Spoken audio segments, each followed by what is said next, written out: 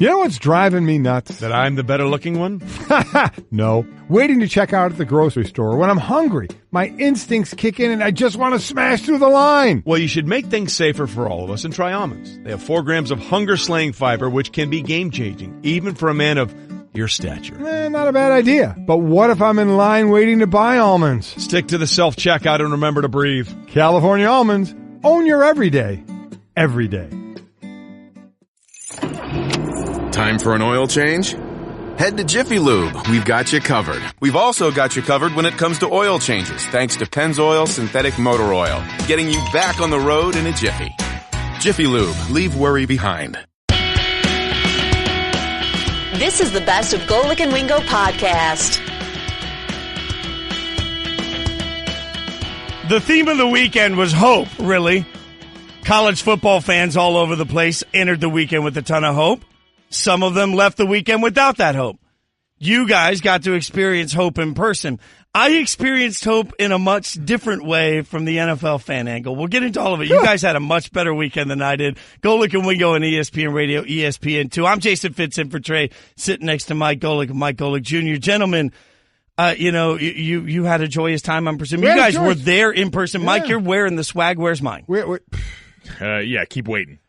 We did have a joyous time, and now we're all working on a holiday, which can only mean one thing. We played this a lot when I was with Greeny and Mike is the old Comp de Gong. It's Comp de Gong, baby. Man, bring back the Comp de Gong. In it. Yes. Yeah, so I'm such a newbie that I didn't even really realize Comp Days. And for people that are listening, like that, if you work a holiday, then you get to take a holiday later. It was Mike Golic Sr. that told me wisely early in the year. He's like, man, you've been working all these holidays. Make sure you're tracking your Comp Days. There we go. Well done. Wow. See, and that is a true sign of where everyone is that's currently sitting here this morning, because Fitz and I are at the point where we're so used to just saying yes to whenever they ask us to come do anything that doesn't register for us. You realize you get something for it. Dad, about 2 decades in, is like, no, they got to give you something too. Yeah, that's exactly right. It's a Comp de Gong, and we get to talk about football. I mean, you want to talk about a win-win. You guys were at the stadium. Yeah. You were at one of the marquee matchups in Notre Dame and Michigan. I'm jealous. I've never been. So walk me through it. How amazing was it? Well, of what we remember, man, it was a long weekend, but it was a great weekend. It's the weekend that's got to be good for like you and Jake and our daughter Sydney. For this is the game, especially for you and Jake, the football guys, that you get to see a lot of your former players that are in the league right now, because this is the game, really the only game they can come back for, because their season starts this weekend. So they were really all back strong this past weekend, as the sidelines were full. Yeah, preseason for NFL, everyone plays on Thursdays, which means everyone rolls into South Bend on Friday and is down on the sideline for the game on Saturday. So that's certainly nice to see, because you get a lot of that interaction of the guys that just finished up playing with this year's current team. And then as far as this year's current team, there's not much better start that you could ask for. You see the rest of the country, and understandably so, starting off with warm-up games. Clemson's beating up on the Furmans of the world, and we get through a lot of those, and we get to open by bringing back one of our most hated rivals for the first time in 4 years. College game day there week 1. So that's a hell of a test for the guys to start off the season for a team that had a lot of question marks, and in some cases answered them, and in some cases have stuff to work on. That's the thing. And we'll obviously get into this game more as we talk all the football. But for me, I was a little surprised. I thought I wasn't sure what to expect. As Mike said, there were some question marks for Notre Dame, and I was pleasantly surprised at some of the answers. And certainly for Michigan, there's a few other questions that aren't so good. Yeah, no doubt. I mean, I thought going into that game, Michigan was going to have the edge, and I thought we were going to see something special from Shea Patterson. That was just sort of the next logical piece in the progression of Michigan. That's not the way it turned out. Nope. And it was a big statement win for Notre Dame. This weekend, there was a lot of statement college football. We'll get into it in a little bit. I'm just trying to delay the inevitable conversation about my sorrow and sadness. So before we get to all things Raiders and Khalil Mack, let's get you caught up on what's trending. In his return to the mound, this guy. I want you to show the way. Angels rookie Shohei Ohtani only lasted 2 1/3 innings, took the loss on Sunday Night Baseball to the Astros. In the second inning, he deflected a ball that came back at him. He deflected it away, and George Springer from the Astros certainly could tell that. His second at-bat in the third inning, he said for a guy that's usually throwing around 98, 99, he was throwing around 88 to 92. He said, so that definitely affected him. Mike Scioscia, his manager, said between his hand and his back, he felt it a little bit after. In all honesty, I'm surprised he was pitching. But listen, they followed the rehab for his elbow. He didn't have the Tommy John, and this is where they were. So I guess I understand it. I just was a little shocked. He came back and he did it, quite honestly, but didn't go the way that they all wanted it to. Yeah, so we get the nice stat now. The only player in Major League history besides Babe Ruth to start in 10 games as a pitcher and hit 10 homers in a single season. But again, at what cost? To me, the risk here never made sense considering their place in the division here, the fact that they're not going anywhere this season. And so what does it really benefit you when something like this comes up? There seemed to be only net loss that was on the table for them. And I think optics have to matter at this point, right? Because even to your point, Mike, it makes sense that obviously they followed the process, and if he's healthy enough, play him. But they are 18 games back. They're 5 games under 500. They aren't making any noise. So even if he is safe, what's the harm in just saying, hey, let's just wait this thing out, especially when we have to remember that this conversation isn't about Shohei today. It's about Shohei for the next 5 years. I was surprised. I'm not going to lie. I was definitely surprised that he went out there just, to your point, Mike, to put himself in another position, and now he's got to deflect the comebacker. Yeah, and I mean, the player, again, we always talk about this. You've got to pull the player back from what they want, and I'm sure Shohei wants to be out there and wants to pitch and wants to do all these great things, but the team's got to have the bigger plan in mind. Yeah, well, it's one of the reasons we kept an eye on the Angels, and it's just a reminder that better luck next year at this point. But there is a reason to keep your eye on everything happening in the West in the NL. Matt Kemp beat the Diamondbacks for the second straight game, hitting a 2-run double in the ninth inning that lifted Los Angeles over Arizona 3-2, gives them sole possession of first place in the NL West. What a great division this is. So the Dodgers up, half game up on the Rockies, a full game up on Arizona now. Kemp being the hero a couple of days now, in his return now. Back to Los Angeles. He's been, I feel like he's 100 years old. I feel like he's been playing forever, quite honestly, and getting big hits, forever. But I love, we always are happy in the NFL that last regular season game is always a division game in case there's those good races and good ones here. It's about 25 games or so left. 6 of them, the Dodgers play the Colorado Rockies, and the second to last series, the Dodgers play Arizona. So you definitely are going to have some good matchups in these last 20-some games against the top teams to really decide this thing. Yeah, as you go out west, really in both conferences, you've had, I think, divisions. Yeah. Sorry. Football in the mind. Football mode is already here. Yep. Yeah, you go out west in both divisions, and it has been some great races. So excited to watch this one. The Dodgers, I remember, it feels like around the trade deadline, we were talking to Buster Olney, and he said the team that he expected most likely to miss the playoffs was the Dodgers, one that we had talked about all year. So L.A. not going down swinging after, making that splash play, acquiring Manny Machado and all these things that we thought might propel them after their stellar June. Probably the most interesting playoff race as it goes down the wire. We'll keep our eye on it. Speaking of things we keep our eye on, can't talk about golf without mentioning this guy. Yeah. Tiger Woods.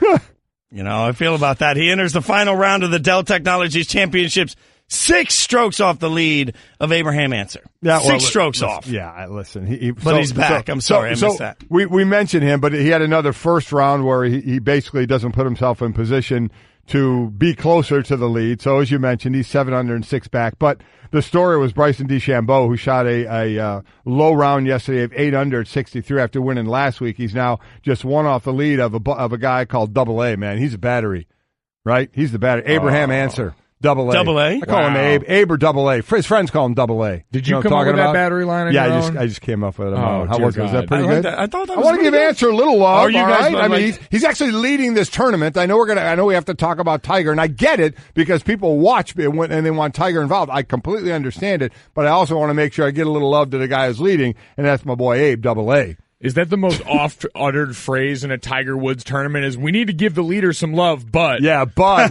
we're going to talk about Tiger. But DeChambeau is 1 back. Justin Rose is 11 under. Rory, Spieth, Finau, all sitting at 9 under. Finau is the one I do think there is that 1 spot left. I think DeChambeau is going to get a captain's pick. He's 9th in the Ryder Cup points. And Phil was 10th, Tiger was 11th. I think we all think they're going to be in. And then Finau was outside that top 12.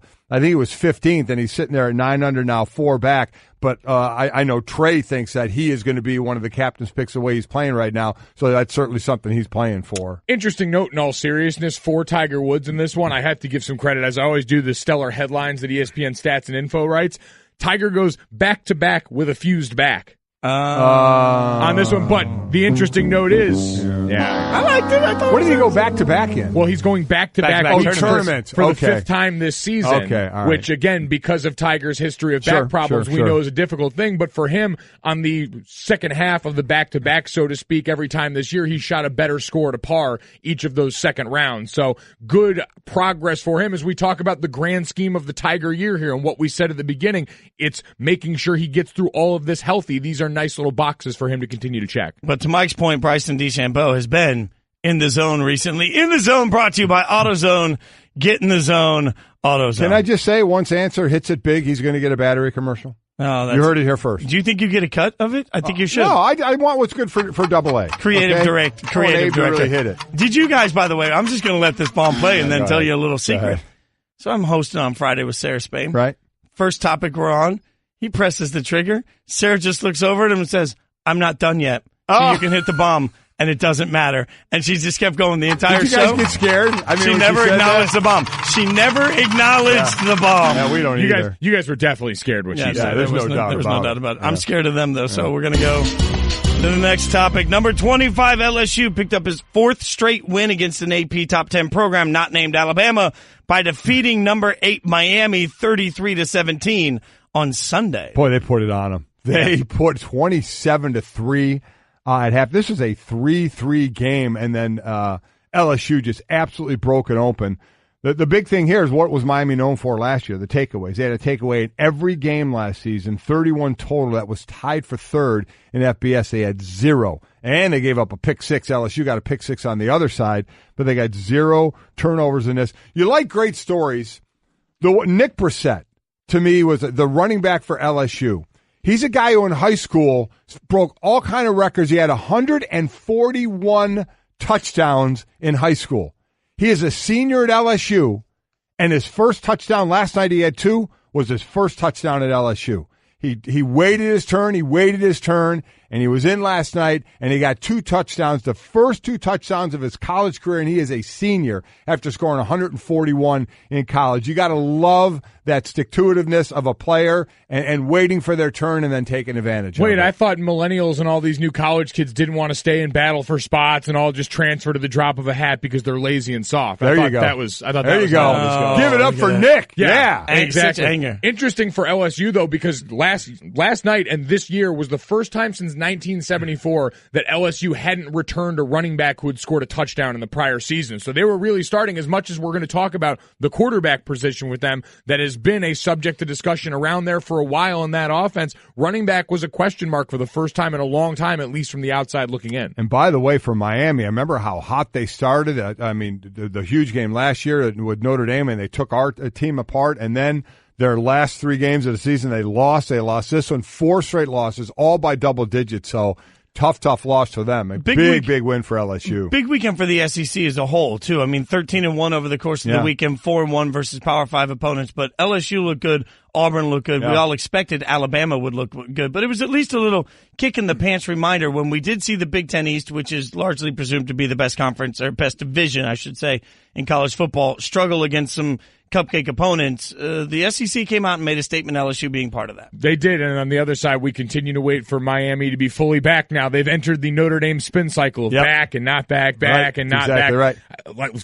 How many times did we see that third down stat last night? Yeah. 0 for in the first half. They ended up 6 for 16, but all of that came in the second half when things were already firmly out of reach. That Miami team in an ACC that we assume was Clemson and them right at the top, all of a sudden seems maybe a little bit more up for grabs in the Coastal side, maybe. For all the action we saw over the course of the weekend, that game probably has the most ramifications immediately to the rankings next week, because you'll see Miami take a drop and you are going to see LSU jump up. So that gets you caught up on what's trending. It's Golic and Wingo on ESPN Radio, ESPN2. I'm Jason Fitz, sitting in for Trey, sitting next to Mike Golic Jr. We're presented by Progressive Insurance. All of our phone guests on the show, Pennzoil Performance Line. Gentlemen, put it off as long as we can. As long as I can. This is my scenario. I wake up Saturday morning, and you know what? I was so stoked because Saturday was the debut 2 of the College Football Show on Twitter, my new show that I'm really excited about. Mm-hmm. Congrats on that. Thank you very much. Incredible reception. Thanks to everybody that watched it. We're really proud of it. I wake up Saturday morning. I'm feeling stoked. I'm feeling good. I wake up. I'm thinking, wow.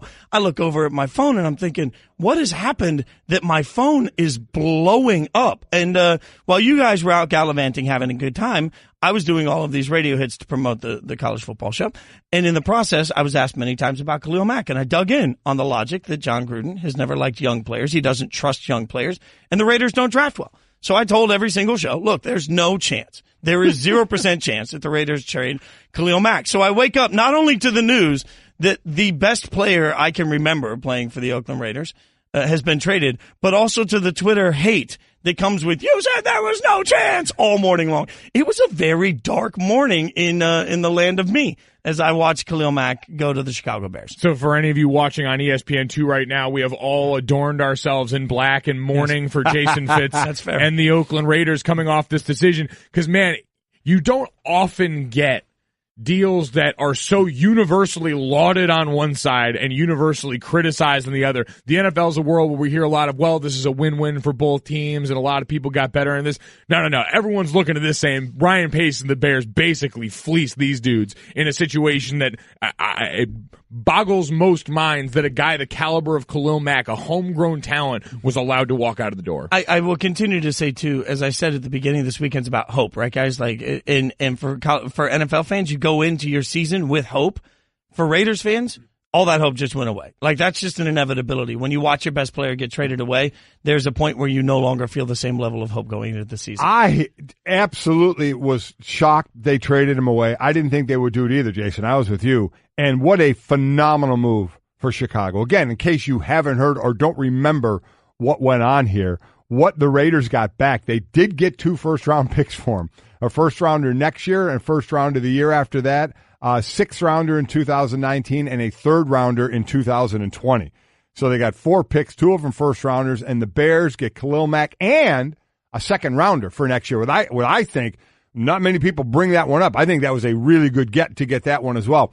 This is a phenomenal move for the Bears, and to pay the money as well. I mean, and congrats. I'm getting the exact hours from Riley. Congrats to Aaron Donald for being the highest paid defensive player for mere hours. Right. Before that went away. I'm not going to lie. I'm surprised at that as well, that Mack got more than Donald. I thought Donald would be the highest guy, but Mack now is the highest defensive player. Congrats, obviously, to both of them. This both, is both very deserved. Without question. For those that say, oh, that's too much to pay a guy, are you kidding me? When you draft a first-rounder, you pray they turn out like this. You pray. I mean, look at this draft class. You pray that your first-rounder turns out like Odell, who got paid. You pray these are all guys in the same draft. You pray that your first-rounder turns out like Zach Martin, like they did, and then they get paid. You pray they turn out like Aaron Donald, and then you pay him like you did. You pray they turn out like Khalil Mack, and you trade him?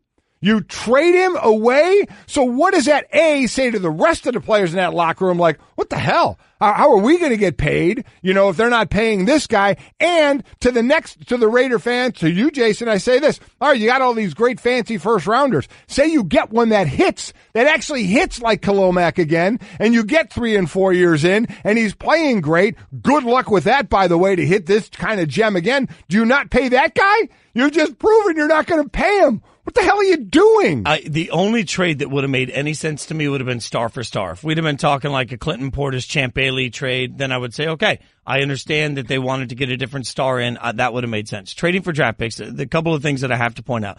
The Raiders' 2nd-round draft pick from the last 3 years, 15, 16, and 17, are no longer on the roster. They are who they are as a team because they've drafted incredibly poorly. Spare the year that they got Khalil Mack and Derek Carr and Gabe Jackson. That was a very good year for them in the draft. Other than that, they've drafted incredibly poorly. So I can't look at draft picks and suddenly say, oh, that's going to work out. That's why your team is bad right now. Makes all the sense in the world that they were willing to send that 2nd-round pick out the door with Khalil Mack. Yes, and yet, but using it anyway, we might as well just get rid of it. By the way, Raiders GM Reggie McKenzie said it was in the final hour that this just hit hard and heavy. It was not a plan to trade him at all. John Gruden was asked, because there's a lot of conversation about divide and how the organization's being run.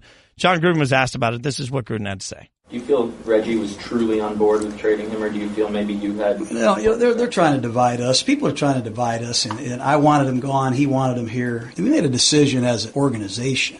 Mark Davis, Tom Delaney, we all got the information, and we made a decision together. And I'll just say what he said. I read what he said yesterday. It's a decision that we all came to. Listen, and I get the Raiders can be, strapped cash a little bit wise, but come on. I mean, you can't tell me you can't find a way to keep your best player, the best player you have, locked up under contract through the next CBA and into your move to Las Vegas. I think it was ridiculous not to do. I'm sure John Gruden's going to die on the hill, and we've seen some of his comments already mentioning that they've got a quarterback who's in the second year of a $125 million deal, and these other teams that are paying these defensive players don't have to worry about all that. But at the end of the day, we're getting to a time where this is going to become more normal, where these cap hits for marquee star players at these spots are going to put this kind of stress on you. You just happen to be the front lines of this, and you spit the bit. And the Raiders do have available cap, not this year, but in the coming years, They could have handled it. And this cap wasn't going to hit till next year. Right. All these guys that signed the big deals, the big cap number doesn't hit till next year. And you mentioned the Carr contract. I think it's a really important piece because there's a logical piece here for Raiders fans everywhere that are now going to look at the progression of Derek Carr, who took a step back last year, and they're going to look at whatever Khalil Mack does in Chicago, and they're going to ask constantly, did the right guy get the mega deal? That's the conversation that will be created at this point. Should be noted, the Raiders went from a middle-of-the-road roster age-wise to the oldest roster in the NFL. So John Gruden continues to just get rid of anything that Reggie McKenzie has done, put in his own guys in place. And the Raiders did trade for A.J. McCarron, so all was good. Oh, yeah. Yeah, I gave up a fifth-round draft pick for that, too. Thanks for piling on, Mike. You got it. Golic and Wingo. and Wingo. Mm-hmm. Trey Wingo and Mike Golic Sr. Troy Vincent, NFL Executive VP of Football Operations. Troy, thanks for some time this morning. I appreciate it. The preseason has been all about the conversation with obviously the helmet rule. And when the NFL came into ESPN and sort of showed it, one of the things that was explained by Bill Polian so smartly is that the competition committee's goal is that the rule can be explained concisely, officiated concisely, and coached to correct. Now that we've made it through a preseason, do you feel that those objectives are being met on that rule? Jason, we've gotten better. I would say where we began going into training camp, after 2 weeks of preseason, we saw a significant adjustment week 3 and week 4 from the not just the call, but the accuracy of the call, what the coaches were expecting, what the players were expecting, what a coach could coach, what a player could actually apply on the field, and then our feedback from the officials. So going into week 3, bringing all those elements together about what we learned, seeing what the film was telling us, we saw the adjustment being made going into week 3, going into week 4, and is what we thought. We felt like this rule, after real time, there was going to be an adjustment period, and we saw that and feel good about where we are going into, obviously, kickoff. So week 1, week 2, saw a lot of yellow. Week 3, week 4, we saw the adjustment from the player, frankly, from the coach, and as well as the official. Troy, I'm very interested because, again, I was in the room when you were presenting here, and one thing I saw, you're a guy who has certainly played for a long time, and you dealt with a lot of blowback from a lot of our former players here, like Ryan Clark and Charles Woodson and the rest of the defensive backs and linebackers that are definitely more affected by this. What has your conversation been like with players, current and former, as this rule has progressed, and how difficult has the pushback been? I understand their why and the questioning of. But and I have to just go as I talk to each individual, in particular the active player. He doesn't know what he doesn't know, and as gatekeepers, as someone that has played the position, watching the film, we can't throw science and the engineering out. So as Woody was talking at our seminar meeting, and Ryan Clark, what is the defense?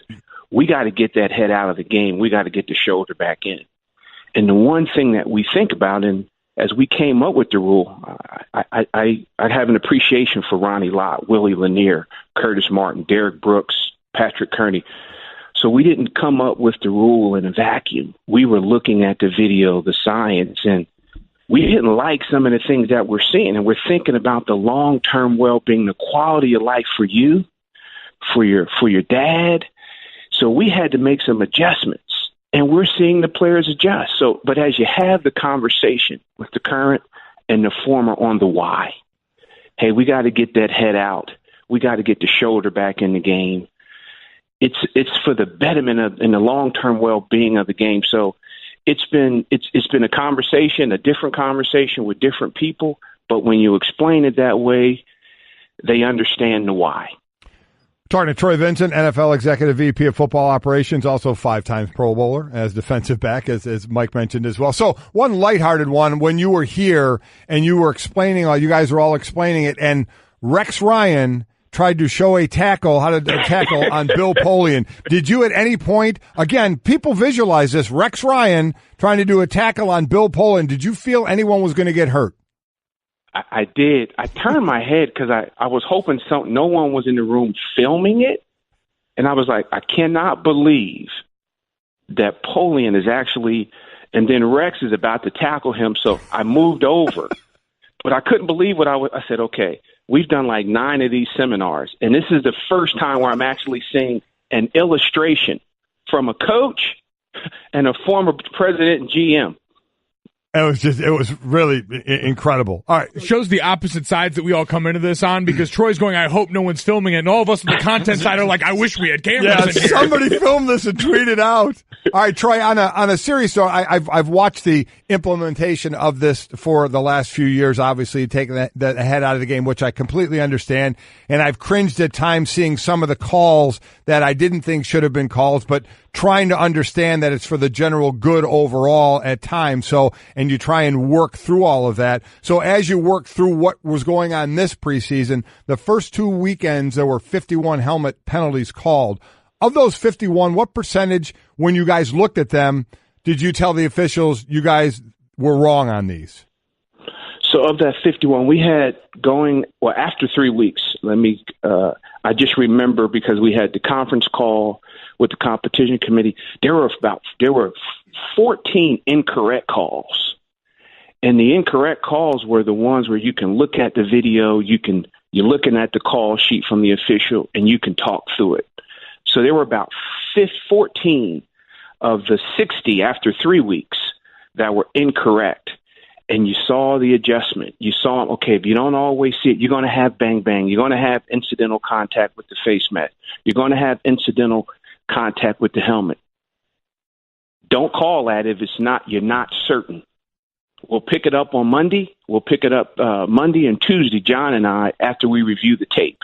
But incidental contact, inadvertent contact will occur. So, Troy, on top of all of this, one of the conversations we've been having throughout the course of the offseason is the turnover within the officiating ranks. Feels like there's a lot of new officials. How much does that skew what you guys are trying to accomplish out of the gate or make it more difficult? That's part of the world. We lost 4 great referees. And I would say the bookends is Ed, so we're not going to see his muscles every week, him getting on the mic, and then, Jeff Triplett and Terry and Gene. These were great referees. But we also had 24 that was in we call our ODP, our officiating development program. These men were ready. They've been in our program. We got Ed's son that's now, as we would say, graduated up. It's like our practice squad. So we feel good about the transition. That's part of the game. The men will be transitioning out, and you get new fresh blood coming in, young talent, different eye. So we feel good about that transition because we've been preparing men to step in as the men and women transition out. And we certainly know that they also have the backup of the group in New York and the people that when video review is called into are a part of this process. And that's where I want to go here, Troy. We know that potentially ejection is a part of what's going on with the new helmet rule, much like the targeting rule in college, but it will require a video review. What extreme circumstances would that take? Because for all the talk we've had about the helmet rule so far this preseason, there hasn't been an ejection. We saw one in college football in a big game last night. What would it take for us to see that on Sundays in the NFL at this point? Well, we had one actually in, I think it was week 1, the Indianapolis-Seattle game. So we did have one ejection. It is extreme. All ejections, and again, the referee will make that call on the field. But it was important for the coaches and the clubs to know that each one of those plays, because it's a significant play. Unlike a scholarship player going off and you got another 90 to choose from, here at this level, you only dress in 45. So it's that personnel move off the field is critical. So that review is important, that we review, and Al and Russell York are talking to that referee about, did you get it right? Talking to Troy Vincent again, NFL Executive VP of Football Operations. And the good thing about what is going on is you can put a lot of numbers to this. Percentages of calls, good and bad, percentages of whether it's those plays or kickoffs or special teams causing concussions, because we know what it's all about. We know that kickoff return has caused a lot of these concussions, and you guys did take some steps with changing the kickoff, and it looks now more like a punt return, the way the players are hitting one another. So what have the numbers been there as far as concussions, or hopefully lesser concussions, by changing the kickoff rule the way you have? So we're hoping that will decline. Kickoff, the numbers have showed us, and again, we would be irresponsible not to make an adjustment. And we saw our special team coaches, our head coaches, players come together and say, we got to you're 4 times as likely to have an injury on kickoff return. And the clubs, the special team coaches in particular, they came together and they say, here's some options, because we want to keep the foot in the game. But we know that the punt return, kickoff return, high impact play, space and speed, and trying to minimize that risk. We didn't see much in preseason. We didn't think that people would show us much on the kickoff return, but that was a big adjustment. The trap blocks, the wedge blocks, those double teams, those are some big shots that happened in space.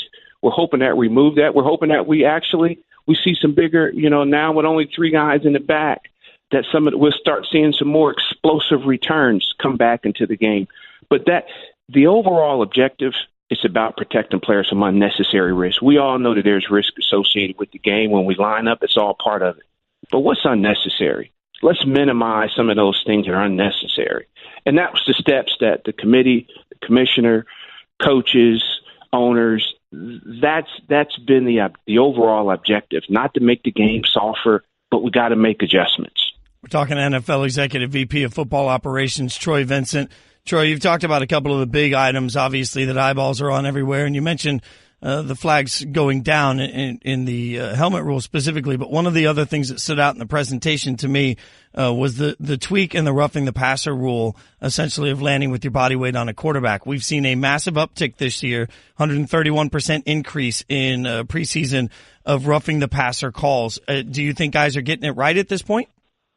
We're working on it, and as a defender, I'm still adjusting to that one myself. Oh, you and me both. You and me both, Troy. I hate that rule. That's still an adjustment for me, because I saw a few, and this is where Al and we get into a debate.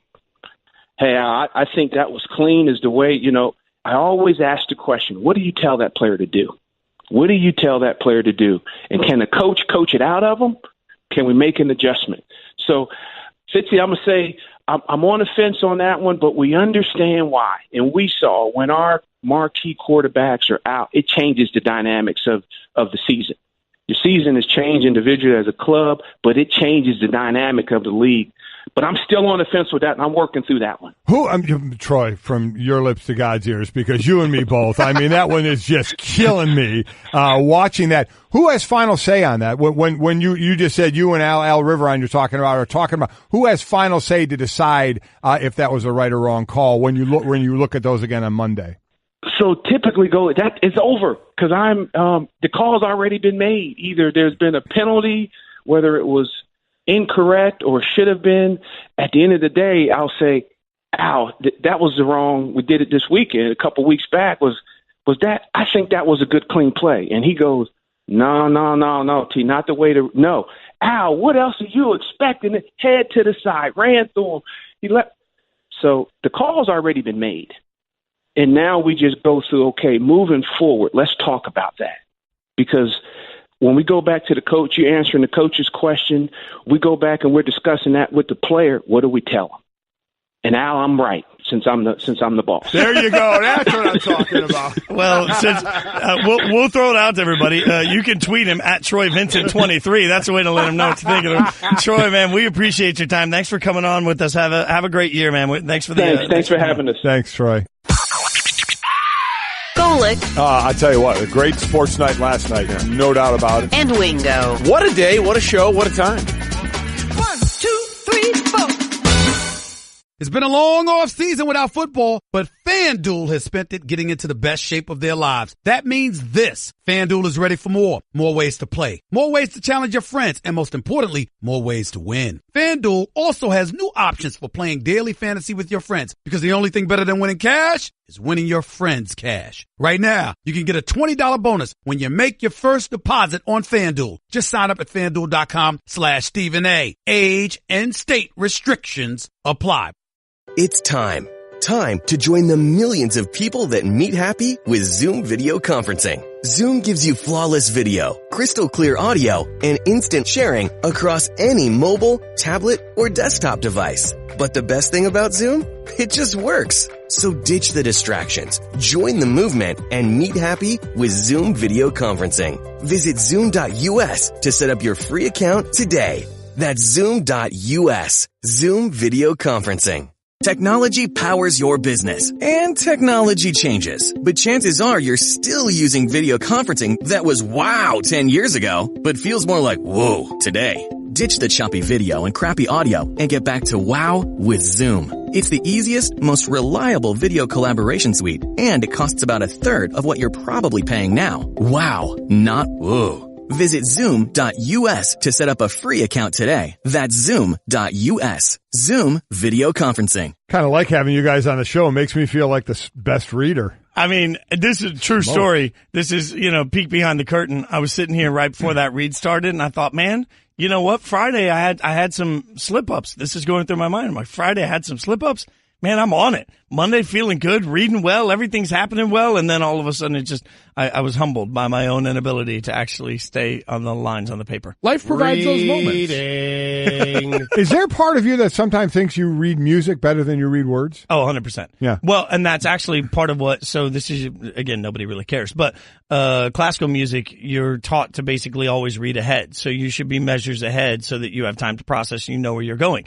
So you're reading ahead. It's made me a very fast reader for my whole life. So what happens to me is like I'm reading and I'm going through the whole thing and my mouth is just not keeping up with my eyes. Well, we should say again, for those that maybe don't know, Jason Fitz, who's now been here at ESPN for a little bit of time and blowing up here, as they say, was the fiddle player in the band Perry. You were the band leader there, and you were at the Juilliard School of really cool music people when you were 10 years old. Yeah. I mean, for the violin. So, I mean, you are a musically inclined person. You are big-time music guy. Much better with the little notes than I am the little words. That's what we've learned. Seems so. I love how you treated Juilliard like it was the Derek Zoolander school for kids who can't read good. It needs to be bigger. Well, they're going to trust me with more reading because we have...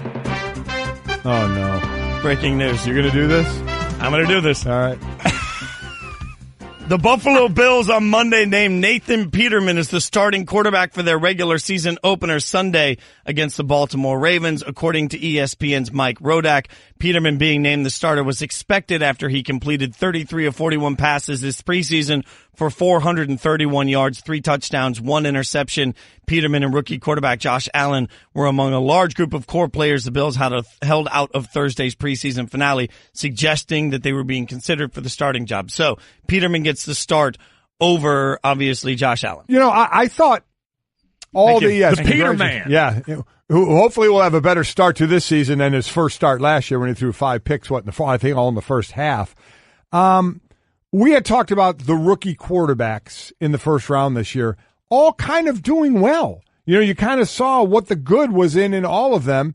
And with Josh Allen, you kind of got exactly what had been written about him. Strong arm. At times you go, wow, but then at times you go, wow. You know, where was that ball going?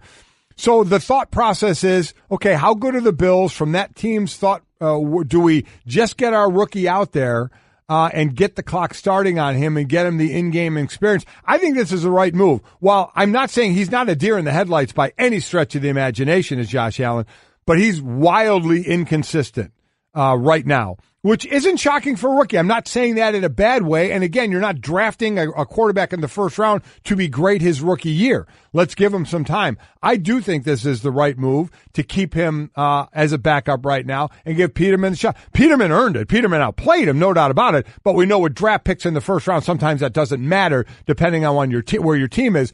But the better quarterback is starting for them right now. Well, I think the situation is also something you have to monitor here, because the one thing we saw is no matter who was under center for them, they were being harassed by the opposing defense, and you don't want to go out there and get your first-round pick and the guy you hope is your future killed early in his tenure while there's not much to write home about this offense. I mean, besides LaShawn McCoy, there's not really much you point to on this offense and say, yeah, this can be a difference maker for us. This can help our young quarterback out in these situations. So I think it's as much about him and them probably knowing in their heart of hearts whoever's under center is not going to be very well protected for right now. So, hey, Nathan, go enjoy. Well, I mean, how about it? But I'm also the hill I sort of choose to die on young quarterbacks is remembering that quarterbacks now are playing at such a high level to such an advanced age. So the conversation of if you think Josh Allen's the future and you're the Bills, the conversation isn't even about next year or 3 years from now. I mean, the conversation is get him ready. But if he's the guy, he's going to be your guy for the next 15 years. So really this year, I don't want to say this year's insignificant. Bills fans don't want to hear that. But the process is all about the development of the young quarterback. That's the only thing that matters. The amazing thing is, though, is that is a line, Jason, that is said all the time. And we always hear, we're not going to play him. We're going to sit him down. And then they all end up playing. They don't end up playing the rookie year. Blake Bortles was supposed to have a redshirt year, right? We saw how that happened. Josh Allen is going to play this year. They're going to see the field. Anytime we hear we want to wait, we want to hold off, that plan ends up getting blown up and thrown out the window. I mean, realistically, we'll probably see all of these guys this season, right? Yeah. I mean, we know Sam Darnold has he been announced the actual starting yet for the Jets? Well, no, he is. We probably assume Sam Darnold's going to get the start at some point. Josh Rosen out in Arizona, we're going to see him on the field. Baker Mayfield, we all know these guys are going to see the field. It's just going to be that race to win. Right. So the Bills' name is started for Sunday, but what about the Eagles for Thursday? Reports this weekend that Nick Foles will start the Eagles opener on Thursday. That was circulating because Carson Wentz hasn't been cleared for contact, which leads us to this salty moment. Coaches feeling kind of salty over the weekend, but this was a little unexpected. Doug Peterson's not usually the salty type, but he didn't appreciate the questions about the quarterback. Check this out. Hey, Doug, have you made a decision on who will be your starting quarterback, and if so, who is it? First of all, I appreciate y'all putting words in my mouth this week, and therefore, I'm not going to discuss it. How were words put in your mouth? You saw the reports. Who? What? Next question. Hey, but who here? Next question. Who here put the words in your mouth? Next question. I know, but what reporter here put the words in your mouth? I'm not answering the question. I know, you said as a group. That makes no sense. Appreciate it. Yeah, thanks a lot. Right. I'm going to lump y'all together. Okay, well, that's good. We're asking fair questions. What's the point of this? Exactly. What is the point of this? It's my decision. And you're not going to discuss your decision? No, not publicly. I don't do that. I don't do it with any position on this team. I will not do it. Was Carson cleared for contact? He is not. Not yet. But can you say if he hasn't been cleared, is it a decision to even make? My decision to make? I mean, if he hasn't been cleared for contact, what did he? We got a lot of days left. So if he's cleared today or tomorrow, he has enough time to prepare with confidence. We'll see. Is your refusal to talk about it based on competitive advantage or just a little bit? Yeah, a little bit. I'm trying to win a football game, and I don't want to put my game plan out there for everybody to see it and read it, and teams can scheme, and it just doesn't make a lot of sense, you know? So I appreciate it. Who will take first team reps today? Not going to discuss it. Getting salty. How about it? And he's listen, when we hear Belichick or Saban or Greg Popovich do this, we're all like, oh, we can't wait to play it and get a good laugh. Doug Peterson is not that kind of coach that does this. And the more he kept saying, I'm not going to talk about it, the more he ended up talking about it a little bit. He did go a little Drew Rosenhaus on us for a little bit with the next question. Doug just never fit that kind of mold to get really throw back at the media. But, you know, again, these are fair questions to ask because you haven't named a starter. And with the quarterback situation going on, so it's how a coach chooses to answer it and how the questions will keep coming. I can't blame, sometimes you'll say, oh, the media shouldn't have asked this or shouldn't have done that. They have every right to be asking this. And he has every right to give those answers as well. I mean, just know that's the situation you're in. But the questions are going to keep coming. It is amazing, though, when you look at the differences of the situation. You're right. You can tell Doug Peterson is not this guy because the media wouldn't dare respond to Bill Belichick or to Nick Saban with that level of snark. Because that's the one thing. Maria came in and asked a question very kindly. These guys, there is a lot of side-eye. There's a lot of sarcasm in the voices in there. Could you imagine if one of those guys said, well, that's not fair to Bill Belichick? Oh, that doesn't make sense. They understand there would be blowback there. So that's what I mean. Like in this situation, Doug Peterson, I can understand a little more because he's getting actual blowback in real time from this room. Like it was made combative in that situation. And he started that. He started that by saying, you guys put words in my mouth, but no one in the media would dare do that to those other coaches. But isn't it at this point sort of the worst kept secret at this? I mean, Nick Foles, until Carson Wentz is cleared for contact, this isn't even a conversation. This is, again, a coach wants to control the situation. A coach doesn't want to make it look like the media is winning or getting the edge. Coaches have an agenda. Coaches want to control the situation. Doug Peterson is trying to control the situation. He just, this kind of is out of character for him. He doesn't really do this an awful lot, so you can tell this has really gotten to him some, but he still wants to control it all. And I get it, and the media wants to get their answer. There is no way Carson Wentz is starting this game. No way. And the one thing that I don't agree with, unless you have a Joe Flacco and a Lamar Jackson to say, for a competitive advantage, we're not letting our opponent know. This is Nick Foles and Carson Wentz, okay? They're not that different. Carson Wentz can move a little more, though he is coming off the ACL. So this isn't.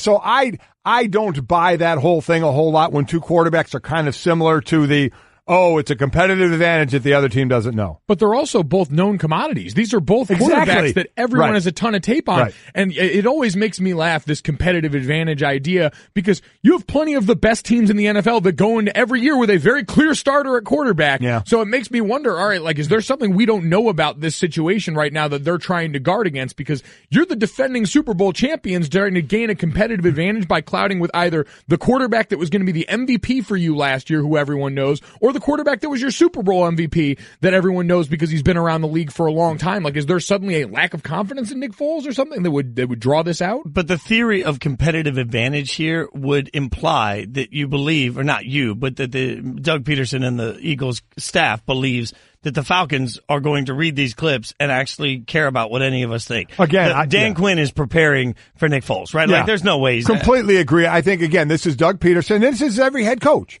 trying to control the narrative of what when they're talking to the media, and I understand that. Golic and Wingo. It was all sort of one big giant Jell-O mold. It's very interesting where that went. That's right, the amazing, incredible Marty Smith. You can check out Marty Smith's America podcast. We've got him hanging out with us. We hung with him this weekend.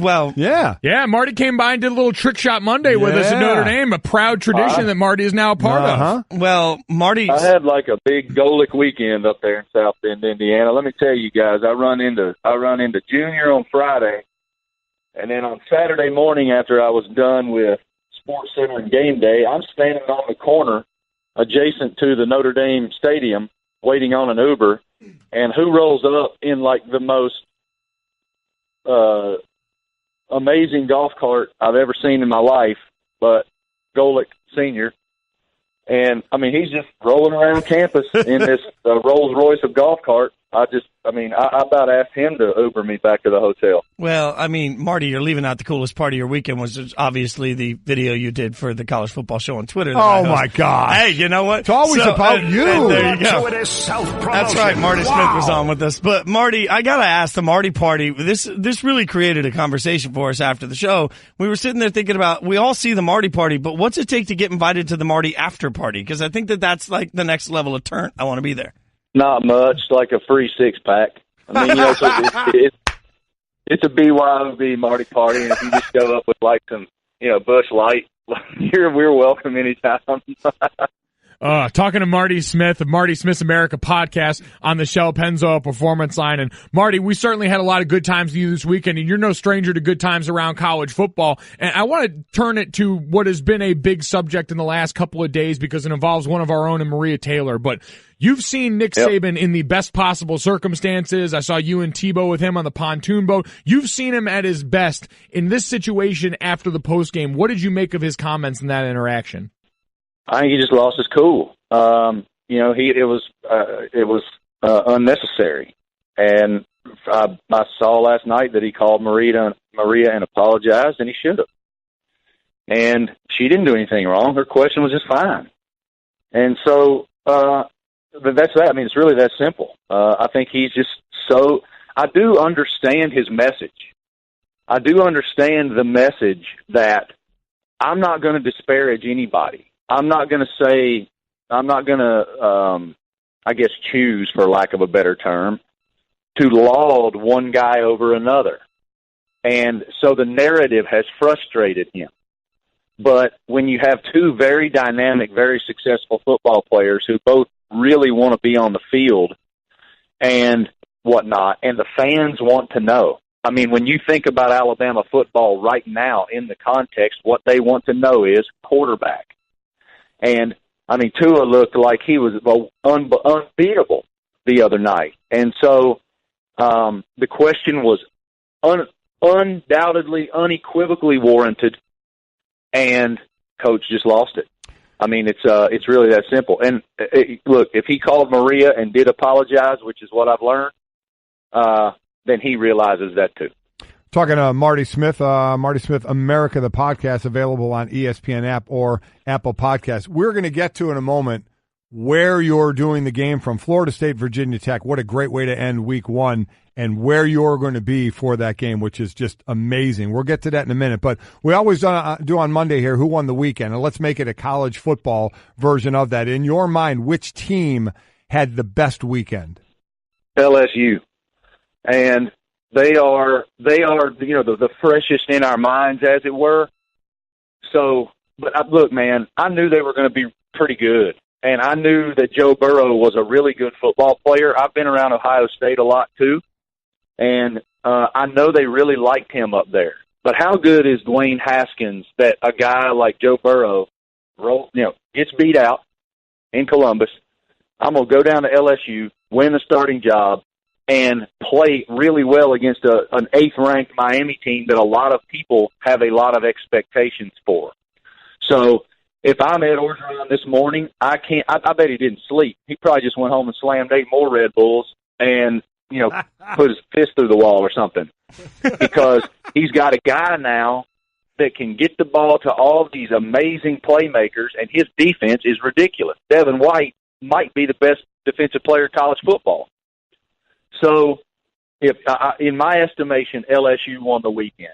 A lot of teams, look, I was impressed with Ohio State, the way that the young men played the game, given all the controversy surrounding them over the last month. I couldn't possibly be more impressed with Notre Dame and Brandon Wimbush. That young man played. He took an obvious step, but when it comes to a team doing better than expected, LSU wins it. So, Marty, let's take a quick look at the other side of the spectrum then, from the great to maybe the head-scratching. Penn State and Michigan State particularly both struggled to get wins against lesser opponents. Do you see any reason for concern for either of those teams, or was it just week one glitch? Well, as it pertains to Penn State specifically, wow. A lot of people feel like they're going to win the Big Ten. A lot of people have picked them to win the Big Ten and be very special. In fact, I hope I'm not speaking out of school, but I think Herb Street has them in his playoff choices. So there's a lot of expectation in Happy Valley, and I love Trace McSorley, and I think James Franklin has done a great job. That was shocking, but should it be? I mean, App State is another giant killer. Fortunately, they escaped, both groups.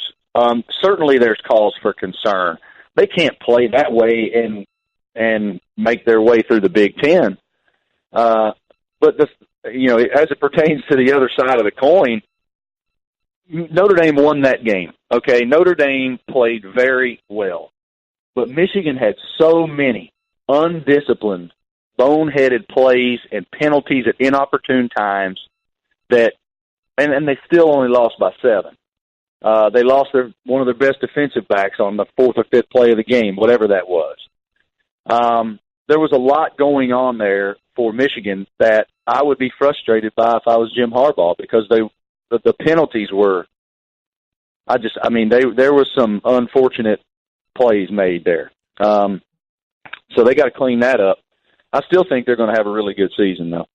Talking to Marty Smith, Marty Smith's America podcast. Also can check Marty and McGee out on the SEC Network, 7 p.m. Eastern on Thursdays this football season. And Marty, you mentioned the Michigan team there. I thought the quarterback position was interesting. What did you make of Shea Patterson's performance and what we saw of Dylan McCaffrey in that game? Because I thought it was interesting the way the offense responded during some of the snaps he had when Shea left with what appeared to be an ankle injury or a foot injury at the time. I think Shea played pretty well. He's going to play better. This is a different type of offense for him. And, look, man, there was so much hype around him entering the season, as there should be. I mean, he's probably Harbaugh's best quarterback since Andrew Luck, at least at the collegiate level. So I think he's going to have a very good season. I think if they want to play to his strengths, I think, okay, I don't mean to bounce around so much, forgive me. One thing that Saban did that was very smart many years ago with Lane Kiffin was he started to tailor the offense to the talent he had rather than trying to make the talent run the offense he wanted, right? I think I saw that out of Brian Kelly on Saturday night. I think he said, I see Brandon Wimbush's very special talent and very special ability. Let's try to tailor plays to that strength. I think that's something that Michigan might want to do, because I think Shea's a really dynamic football player. He's very mobile. He has a rocket, and when he got out of the pocket, if you go back and look, a lot of the great plays made were when he was on the run, and so that I think is important. But if they open that offense up a little better, I think they'll do well. I think he played well. Yes, the offense did well when Dylan McCaffrey was in. He managed the game well. I found it interesting that was the word Coach used after the game when he was asked about it. I was sitting in the press conference after the game. Coach, that question was posed to Coach, and he used the word managed. So that is what was asked of Dylan McCaffrey. It's obvious. Hey, man, go in there and manage this for a minute, and we'll see. They got work to do, period. Their offensive line has to protect better. Absolutely. By the way, man, what about Khalid Kareem? Fellas. Yeah. I mean, remember that name, America. If you don't know it, you will. Marty Smith joining us, Marty Smith's America's podcast. Now, tonight, the first ever Labor Day megacast. Marty's involved. It's Virginia Tech taking on Florida State. Because you're the most interesting man in the world, you'll be in a blimp with Ryan McGee for the entire game, right? So what are you all doing up there, and how can everybody tune in? How am I going to answer that? We're going to be in the Goodyear blimp for 5 hours, I guess. We're going to have to go up. I mean, look, they got to get that pregame aerial shot, right? So have to be up there for that. And basically, this is actually a year in the making. A year ago, Ed Placey, who is the gentleman who oversees all of the game programming for ESPN, inquired with me about the prospect of going up in the Goodyear blimp for Ohio State, Indiana, to open last season, the 2017 season. And I kind of you know how when a dog's confused, it kind of looks at you and cocks its head sideways? That was my response.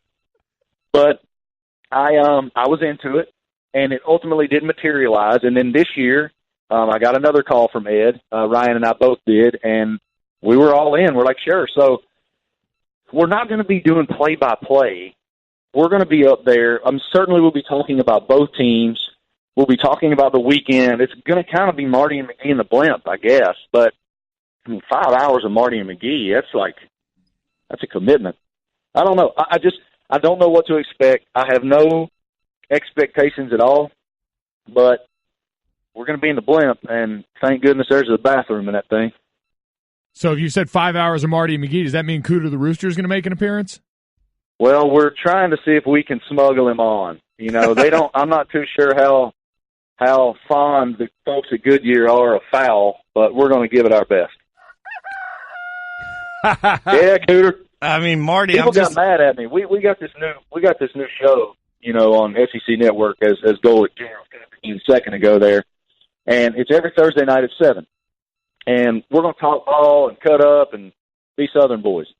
But we have Cooter on the set, and then we have Cletus and Uncle Jesse and Roscoe. There's like 4 or 5 roosters on the set, and I was on the tweeter machine, and I said, we have Cooter and his cousins, and people lit me up because they're like, you obviously don't know the Dukes of Hazzard if you don't know the family tree and who's cousins with who. I was like, man, what's wrong with you people?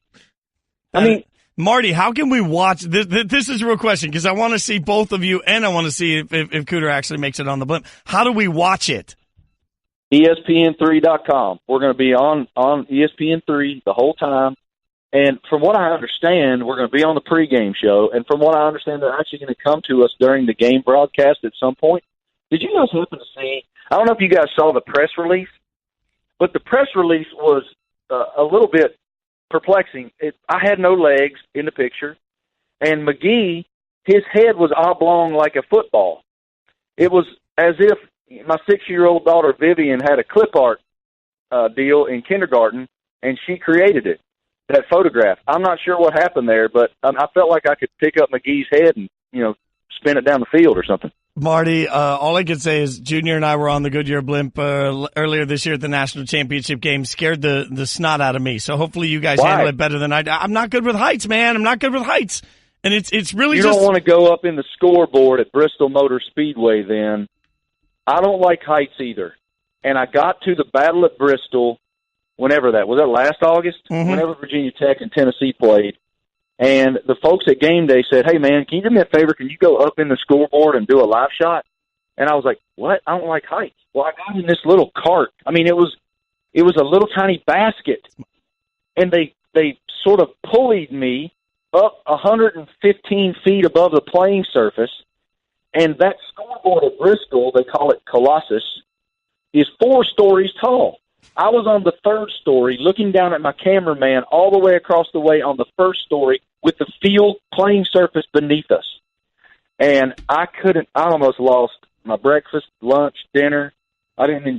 Spatial awareness was a problem. It was big. Golic and Wingo. Let's not expect too much. There's only one person out there that's expecting way too much out of this guy too early. We know who that is. It's his father.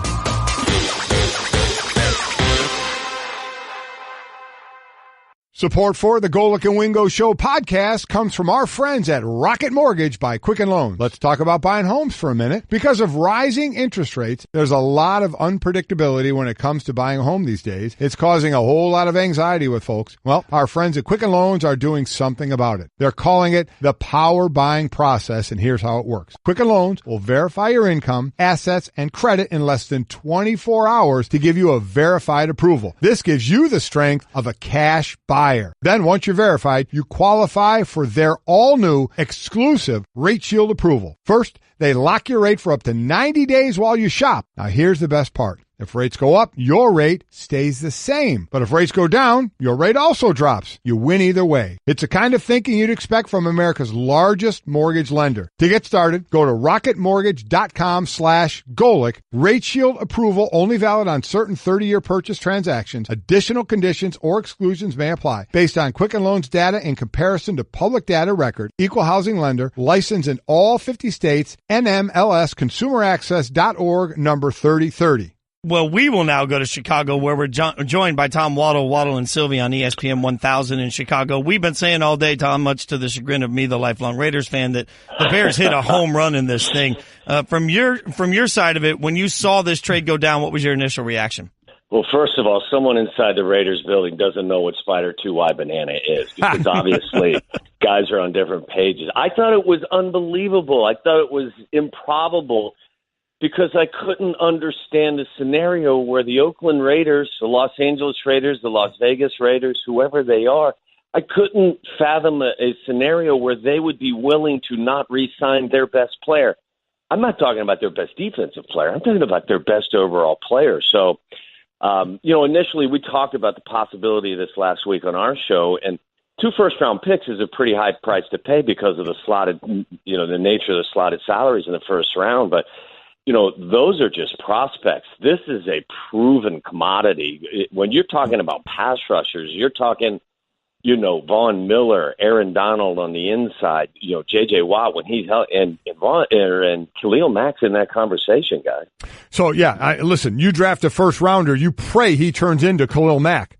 And he did turn into Khalil Mack, and they chose not to pay him. So before we get into how this was going to work for the Bears, from a former player standpoint, in the locker room in Oakland right now, what are the other players thinking of the best player on their team it was traded away?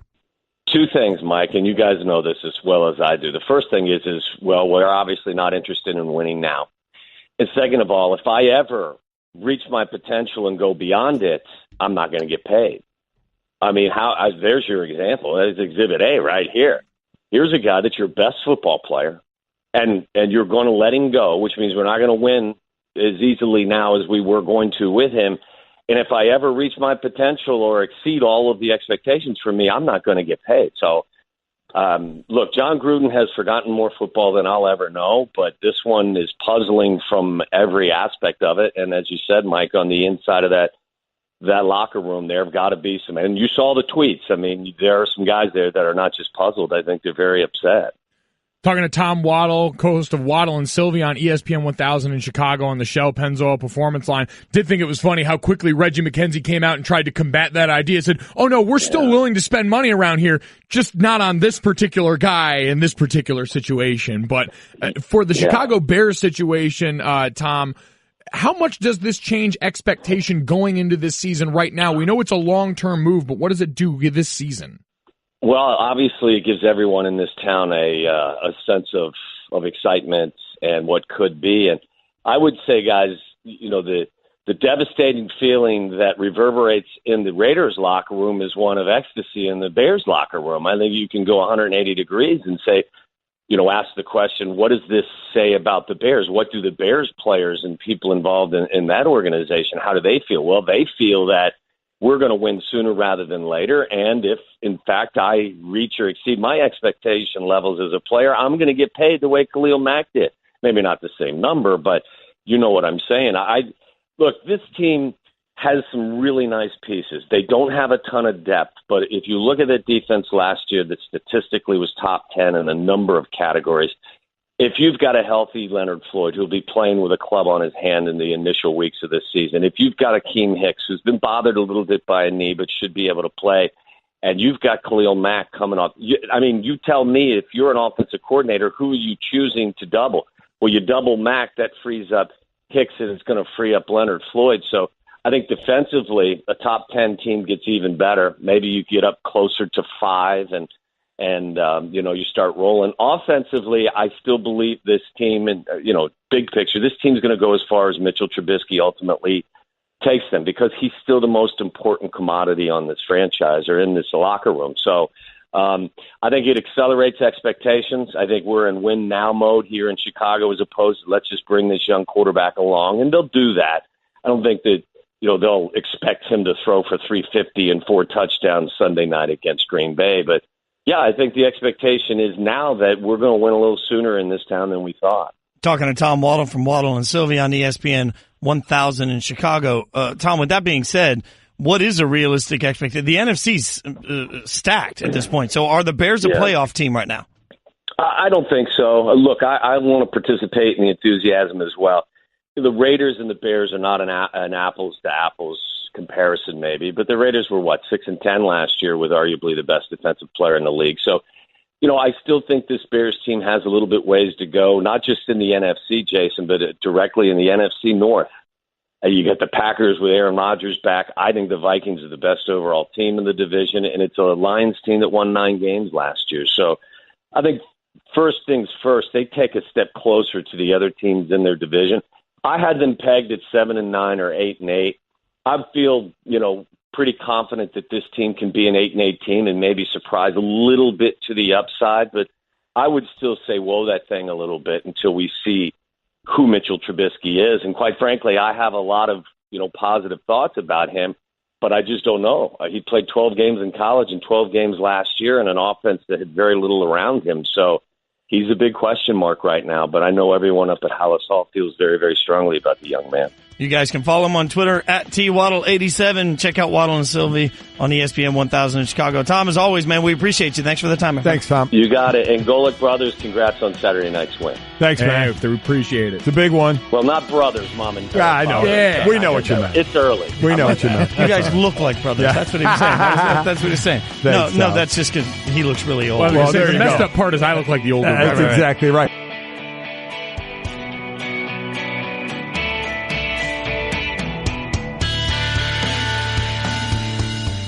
This has been the Best of Golic and Wingo podcast. You can listen or subscribe on the ESPN app, Apple Podcasts, or just ask your smart speaker to play Golic and Wingo. Plus, you can check the guys out live weekday mornings from 6 to 10 Eastern on ESPN Radio and on ESPN News.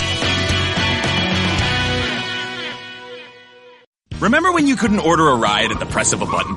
Or get online without hearing this? Or get Domino's delivered to over 150,000 unexpected outdoor locations? Wait, what? Introducing Domino's Hotspots. You can finally get pizza delivered right to the beach, the quad, or the dog park. Not at home? Not a problem. Find a Domino's hotspot near you and get 2 medium 2-topping pizzas delivered for $5.99 each. 2-item minimum. Handmade pan pizzas will be extra asked for this limited time offer. Prices, participation, delivery area, and charges may vary. Restrictions apply. Visit Domino's.com for details on Domino's Hotspots.